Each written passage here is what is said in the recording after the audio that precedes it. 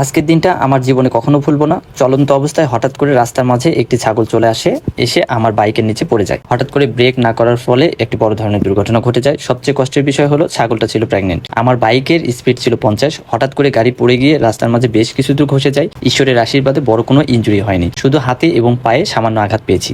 যেহেতু ঠান্ডার দিন ছিল তাই জ্যাকেট পরা ছিল, জ্যাকেটের কারণে সবকিছু জ্যাকেটের উপর দিয়ে চলে গেছে। কিন্তু আমার বাইকের অবস্থা একদম খারাপ ছিল। সকা পুরোই বাঁকা হয়ে গেছে, সামনের টায়ার কিছুটা এক সাইড হয়ে গেছে। তাই আমার বাইক ঠিক করতে চলে আসলাম আমাদের বগুড়া শহরের পান্না ভাইয়ের গ্যারেজে। সবকিছু খুলে লেট থেকে ঠিক করে সোজা করে আবার লাগাতে হবে। যেহেতু সকাপ বাঁকা হয়ে গেছে, এটা কিন্তু স্বাভাবিকভাবেই কোনো মেকা ঠিক করতে পারবে না। এটা অবশ্যই লেদে নিয়ে গিয়ে ঠিক করতে হবে সোজা করে। এত বড় ক্ষতি একটা ছাগল আমার করে ফেলবে আমি জীবনেও ভাবতে পারিনি। এবং একটি এই দুর্ঘটনা থেকে বোঝা যায় যে লাইফ বড়ই অনিশ্চিত। আর যারা বাইক রাইড করেন অবশ্যই সেফলি এবং সাবধানে গাড়ি ড্রাইভ করবেন। শুধু পড়ে গিয়ে গাড়ি ঠিক করতে ধরে আমাকে কিন্তু 2000 টাকা খরচ করতে হয়েছে। কিন্তু বাইকের নিচে পড়ে যাওয়া যে ছাগলটি, এটার কিন্তু কোমর সম্পূর্ণ ভেঙে গিয়েছে। যেহেতু নিজ এলাকায় আমার এই দুর্ঘটনাটি ঘটেছে, সেহেতু আমাকে কিন্তু ওইভাবে বড় কোনো জরিমানা গুনতে হয়নি। যদি এটা অন্য কোনো এলাকায় হয়তো আমাকে না চিনতো, তাহলে কিন্তু আমাকে মিনিমাম 10,000 টাকা ছাগলের পিছনে খরচ করা লাগতো বা তাদেরকে দিতে হতো। আপনাদের সঙ্গে গল্প করতে করতে প্রায় 5 থেকে 6 ঘন্টা পার করলাম। ইতিমধ্যে আমার গাড়িটি কিন্তু সম্পূর্ণ ঠিক হয়ে গেছে আগের মতো। বা ভিডিও দেখে লাইক কমেন্ট শেয়ার করে আমাদের পাশে থাকার জন্য আপনাকে অসংখ্য ধন্যবাদ। যারা ইতিমধ্যে বাইক ড্রাইভ করে থাকেন তারা অবশ্যই চেষ্টা করবেন যে সেফলি ভাবে গাড়ি ড্রাইভ করার জন্য,